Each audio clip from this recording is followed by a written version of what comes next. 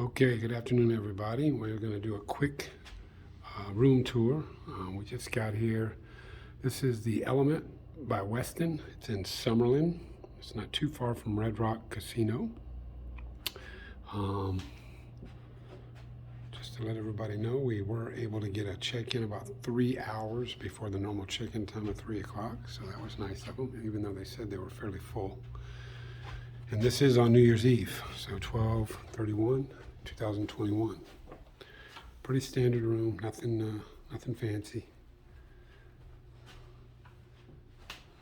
Bathroom, shower only, no bench, as Vita pointed out to me. But it's a decent size, clean, nothing fancy.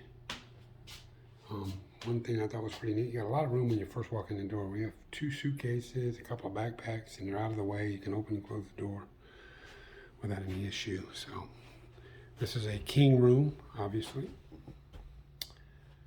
And again, nothing fancy. It has a desk area, chair with a table. It does have a little kitchenette, I guess. Microwave, refrigerator, sink, coffee maker. Haven't even been in this closet yet, so I don't know. Ironing board and safe. So lots of room, yeah. Oops. So again, not bad. Got some storage cabinets and